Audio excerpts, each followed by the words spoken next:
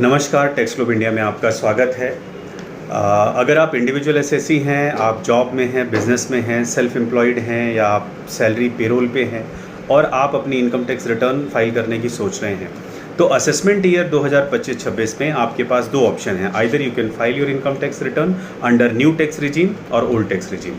New tax regime थोड़ा सा liberal है, रेट ऑफ टैक्सेशन यहाँ पर लोअर रेट में है। एग्जाम्पल 0 से 3 लाख तक एग्जेम्प्ट, 3 लाख से लेके 7 लाख तक 5% है, 7 लाख से लेके 10 लाख तक 10% है, 10 लाख से लेके 12 लाख तक 15% है, 12 लाख से लेके 15 लाख तक 20% है और 15 लाख के ऊपर 30%। यानी इन शॉर्ट 15 लाख के ऊपर आपका 30% आप इनकम टैक्स पे करेंगे।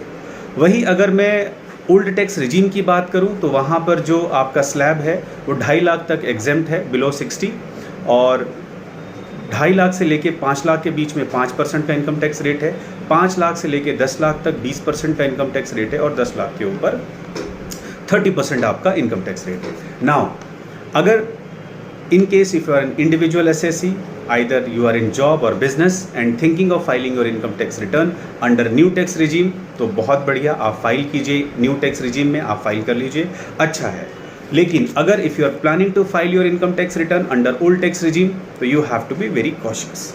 अगर आपके पास रिडक्शंस एग्जेम्पशंस आप सोच रहे हैं आप क्लेम करने के लिए, then you make sure you ensure that you have the valid documents for claiming the deduction. Example, ATC है, ATC के अंदर जो मैक्सिमम डिडक्शन है चैप्टर 6A के अंडर वो 1.5 लाख की है, 1.5 लाख।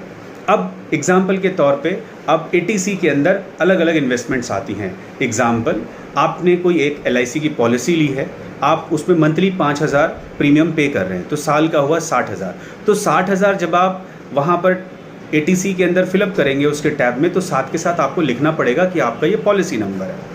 ट्यूशन फीस भी आप ATC के अंदर कवर होता है, तो ट्यूशन फीस बच्चे के स्कूल की जो फीस है उसका एक कंपोनेंट है। जैसे ही आप उसमें भरते हैं कि मैं मंथली मेरी फ़ीस लेट सपोज 5,000 बच्चे की ट्यूशन फीस है, तो आपको उसके अगेंस्ट में साथ में लिखना पड़ेगा कि उसका रिसीट नंबर ये है।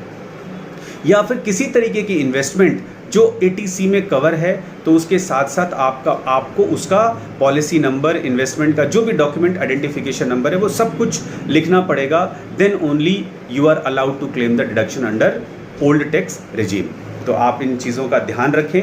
ओल्ड टैक्स रिजीम में अगर आप रिटर्न फाइल करने की सोच रहे हैं तो please make sure that you have valid documents for the deductions and exemptions. Thank you so much. जय हिंद।